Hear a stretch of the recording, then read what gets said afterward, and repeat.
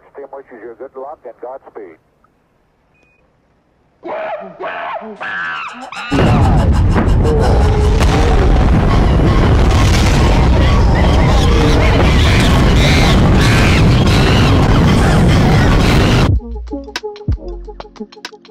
Space Monkeys, blasting off about middleware and off-chain data management with Dima Zhelezov from Subsquid. He's the CEO, and we are so glad to have him up here today. Sir, welcome to the show. Hello. Thanks a lot. I'm Dmitry, and I'm very pleased to be here, and thanks a lot for having me. Very happy to be at Space Monkeys. Just in case anybody caught it earlier, we did attempt to do a Twitter space, but we were interrupted and glitched out, and so we just decided to come up here instead, which I'm excited about because I think your guys' project is absolutely fascinating.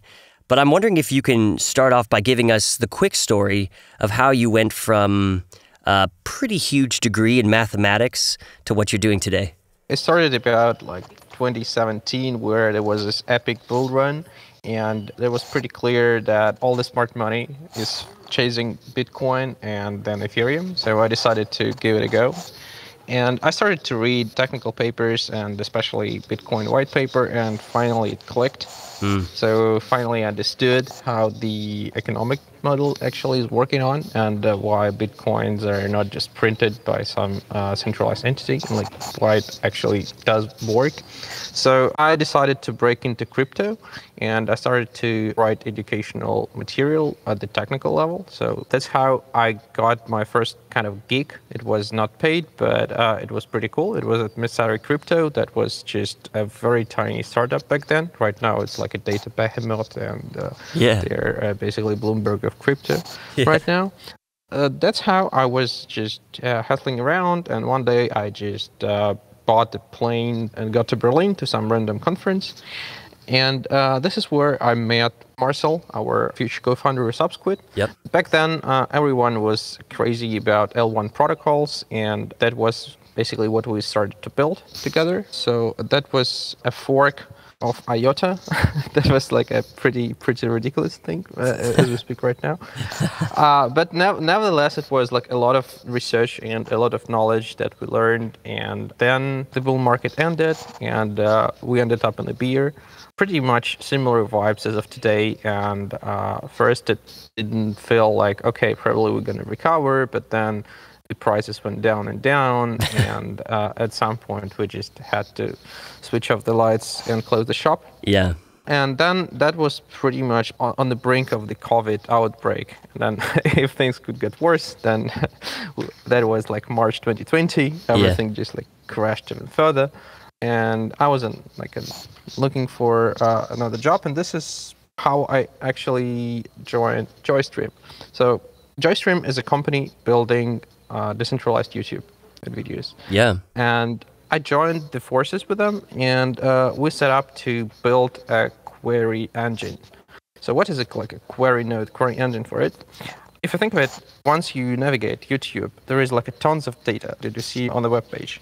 Comments, video titles, video descriptions. And if you want to make this data sourced from any blockchain-based stuff, it's obvious that you cannot just query it and filter it accessing directly the blockchain node, because blockchains are very bad as databases. They were designed for efficient block propagation, but never thought as a database where you can filter and research something. So you need to have a middleware where you ingest the data from blockchain, transform it into something that you can use in the front end. And this is what this query middleware was built. So we started with a proof of concept and applied for a Kusama hackathon back then. And we see unexpectedly a pretty big demand from other projects that were also building dApps, and they see the need of having indexed and easily accessible data for their dApps, because they were saying that if they use Polkadot.js to connect their nodes, everything is super slow. You cannot do much with your data, you are very limited into what you can actually show to your users, like no historical data, no ability to aggregate, search, or like navigate back and forth.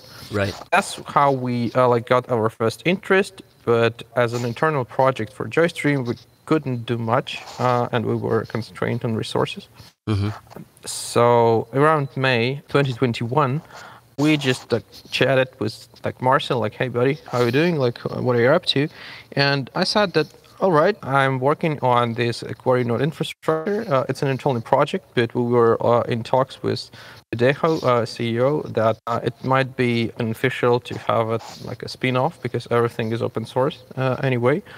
And Marcel said, yeah, and actually I might have like an angel investor who might be interested in such an idea. Okay. And this is how we started Subsquid, and the rest is history. Awesome. Okay, so you're working at JoyStream, and you said JoyStream is trying to make a decentralized YouTube. I think it's a very interesting project. But if I think about YouTube, right, YouTube has hashtags and keywords, and it has all this metadata that's searchable and makes the YouTube experience fun. But what you're saying is without Subsquid and what you guys are building, I mean, we can't really do that on a blockchain. We have to like connect to a node, scan all the history of all the data and find what we're looking for. Is that like what it would be without Subsquid? Yes, pretty much. Also, the way that JoyStream is building their data is not like you have all the information on blockchain and in storage. It's more like you have an update log. So in order to get the actual information at the current state, you need to replay all the transactions from the very beginning. Right. So it's not even stored anywhere. You have to download everything and reapply all the state changes. Like, okay, this guy updated the title to my beautiful cats from just like my beautiful dogs. Okay. And you just see that like, okay, the update happened. So you have to track down all of them to get to the right. So that's incredibly time and resource intensive. Yes, indeed. And basically, without a middleware, it just doesn't work. How exactly is Subsquid solving this problem? Are you guys scraping the blockchains and storing it off-chain, or how's that working out? So this is the most like straightforward design. Is basically you put a big box in between the blockchain and your website. So you scrape everything, you transform this data, and you put it into like a database and you query against this database. And once we start building this, it became clear that this approach is super slow and it doesn't scale. So from the very early days at JoyStream, we decided to split this process into two parts and make this data pipeline modular. So we have an archive part, which does the indexing. So basically you store all the blockchain data on a single node. Okay.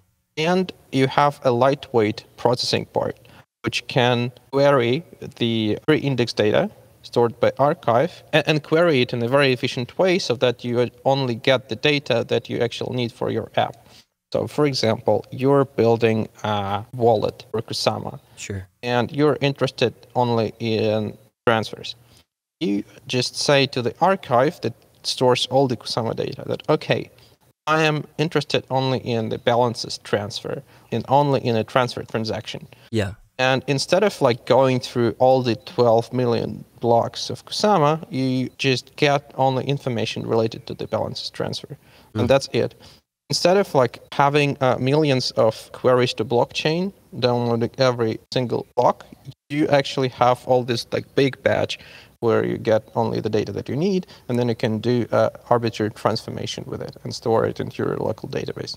Fascinating stuff. And you guys are partnered with Talisman, I think. So is that an example of how Talisman is using a Squid? Yeah, pretty much. And Talisman is actually going even further because they leverage the power of archives and they actually grab all the history of transactions and like data for each particular wallet. So instead of downloading this data from the blockchain node, they actually use our pre-indexed data, which is much faster to fetch. And also the possibilities to present this data to the end user for the wallet are clearly endless. Yeah. Because you can further explore like XCM transactions. You can see which transactions you recognize as balances transfers or as NFT transfers and provide additional context and additional data for those transactions. So having this data indexed gives you like really next level UX for the wallet user. Damn, amazing. I want to ask you about decentralization because, when I hear about off-chain data, like I wonder, where it's being stored and how secure it is against attacks or, catastrophe. Where are you guys at as far as decentralization of Subsquid goes? And is it possible to completely decentralize this service? First of all, we need to understand why exactly we need decentralization and what is bad in the centralized solutions. Okay. So first of all, decentralization is good when we have some redundancy, so that we can choose one of the data providers when we would like to. But if you have like terabytes of data, that becomes very expensive, and this decentralization should be justified. So this is how we come to the mention of economic decentralization, where instead of like replicating expensive infrastructure multiple times, we make it very easy to replicate this and switch. So you don't have a vendor lock. So it is definitely less secure than the hardcore blockchain related to transactions, but it is still a lot more secure compared to Web2.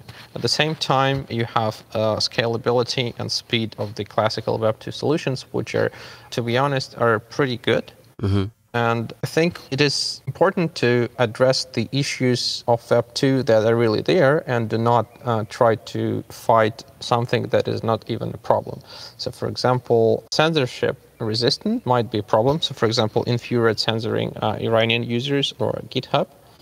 This should be solved not by having like thousands of infuriates or like tens of GitHubs, because it's not economically sound, but it may be solved by being able to spin up a new GitHub or spin up a new Infura from scratch if there is such a need.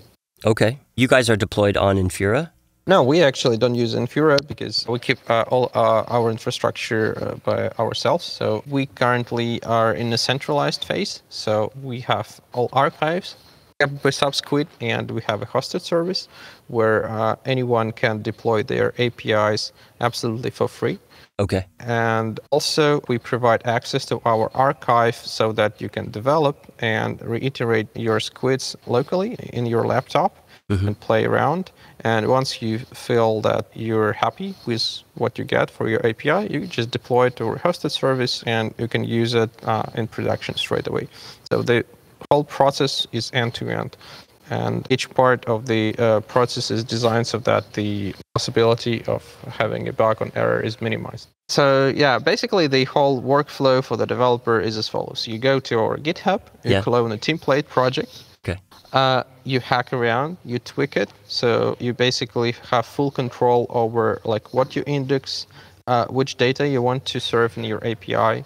You can add CoinGecko price feeds. You can subscribe to any events or transactions happening in Polkadot or Kusama. You can transform it.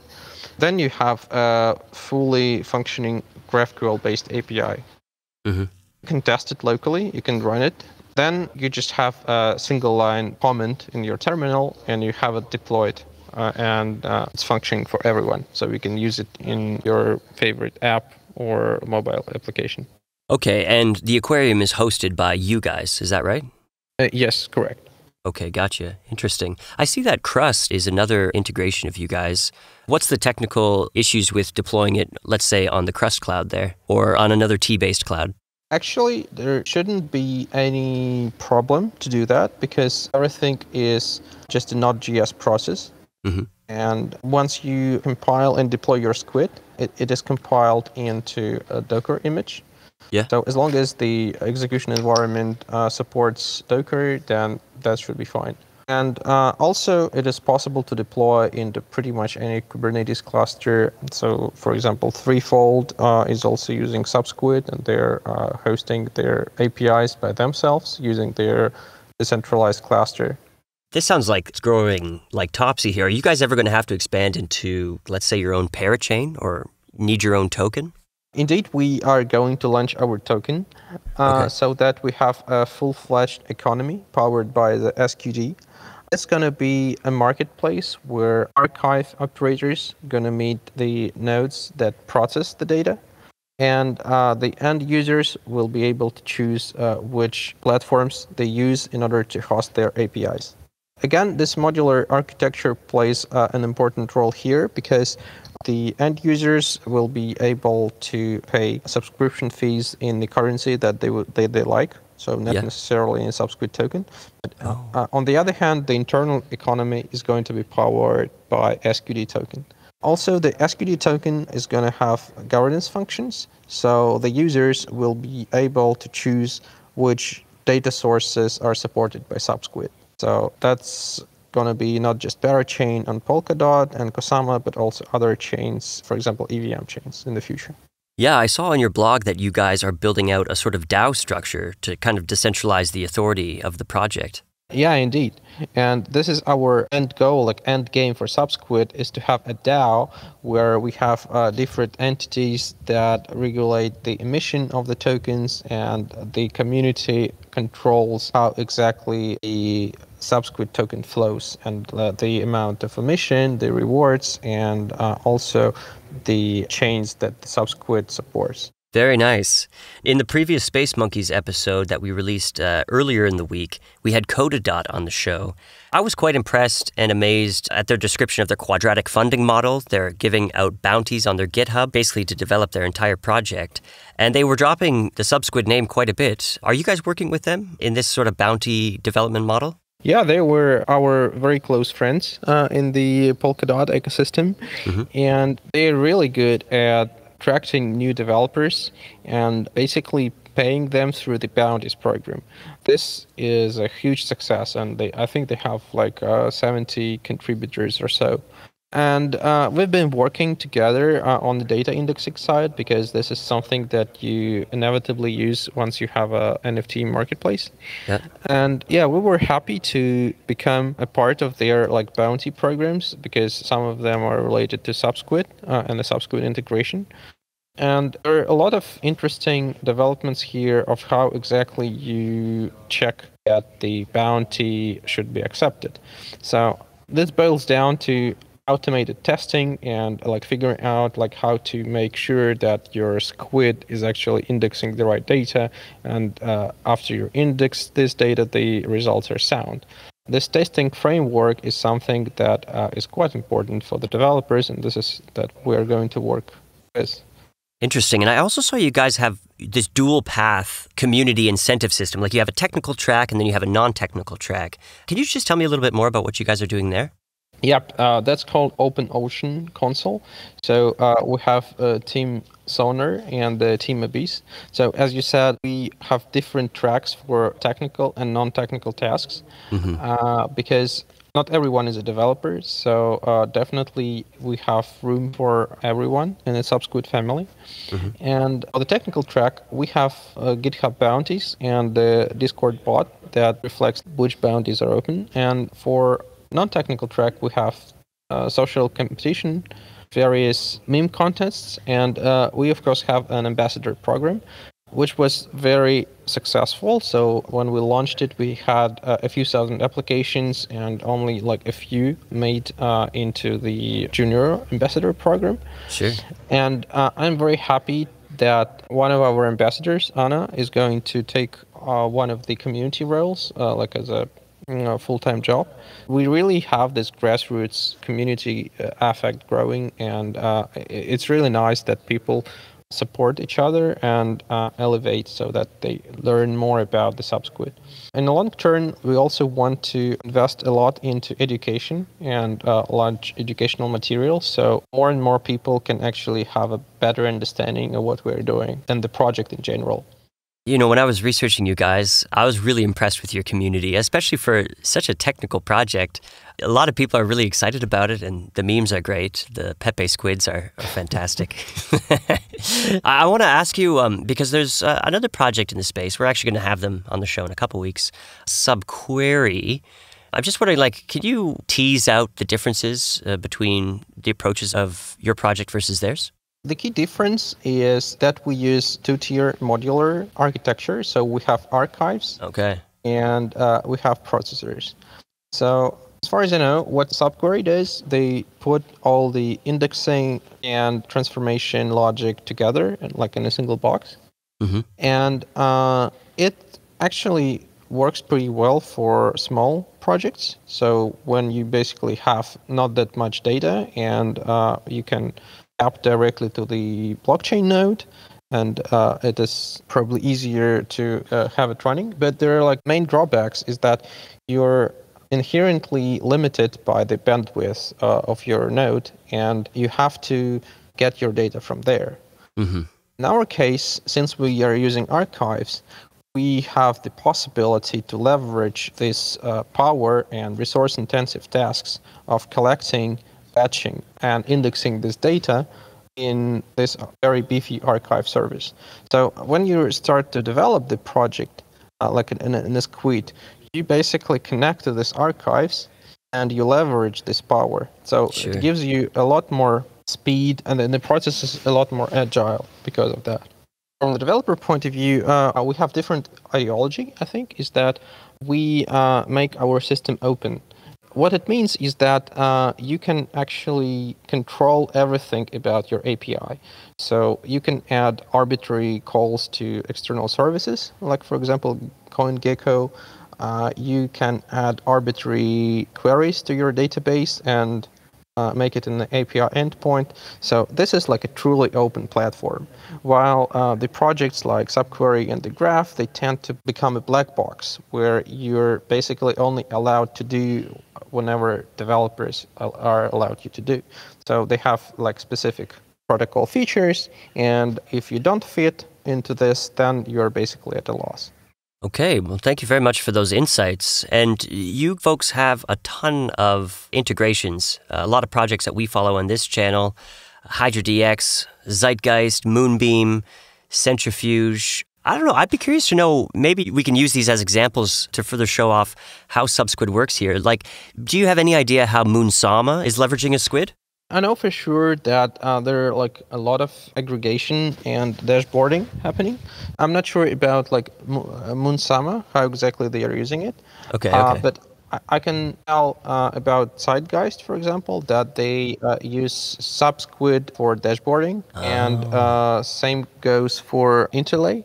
And I think this is one of the widely used use case for Subsquid in general, is that you want to have dashboards and insights for the history of your data. Okay, gotcha. I remember several months ago when Zeitgeist integrated you, they thought it was a pretty big deal because it really sped up their application. Oh yeah, we met at Amsterdam, and I really enjoyed talking to these guys because they are building some next level tech. Yes, can't wait for that. How about Composable? I see Composables on this list. Do you have any idea how they're using the Squid? Composable are another gigabrains doing cross-chain DeFi. And like as any DeFi project, they actually want to aggregate and analyze a lot of data. So I believe what they are doing is they are using Subsquid to keep track of all the historical transactions and data volumes. So they have a lot of insights, and they can share these dashboards to their users. So they have a lot more clarity about the state of the platform, the DEX tradings, and pretty much everything related to analytics and statistics. You know, I would also be curious to know about Manta Network. I have to say, I don't have my head wrapped around the zero knowledge stuff that they're doing there. But, you know, you guys can still scrape data from a chain that's trying to be all secretive and obscure? Yeah, for sure. I mean, we definitely cannot read into an encrypted and private data. Okay. But we can read pretty much any substrate chain, and from now on we also can do Aster and Moonbeam EVMs. Very cool. So basically whenever is on chain is open to the public. So whenever you can read, say, on Subscan, can be easily indexed with Subsquid. Moreover, we're about to roll out our support for VASM contracts on Aster. And so this next-gen smart contracts that are actually much faster and better than EVM-based contracts are also going to be indexable by Subsquid. Very, very cool. Well, that was a very interesting conversation. Is there anything else you want to leave our audience with before we wrap up here? I think I would very much invite everyone to look into our GitHub repo and our documentation repository, because there are always something to grab for bounties. Mm-hmm.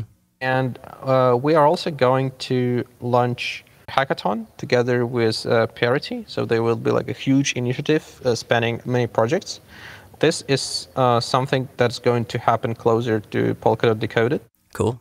And I'm pretty sure the prize pools will be very lucrative, so keep an eye on it. Also visit our Discord and Telegram channels and never miss an update. Okay, cool. Are you guys going to Decoded? Yes, we will be there, definitely. Since we are in Europe, we are going to be around in Berlin. So see you all there. Very, very nice. Well, Dima, it was a total pleasure talking to you today, and I think this project's really cool. Obviously, it's going to make the whole blockchain experience better for all of us. So thanks very much for everything you're building and for coming up here to tell us about it today. That was my pleasure, and thanks a lot for having me here, and hope to see you again.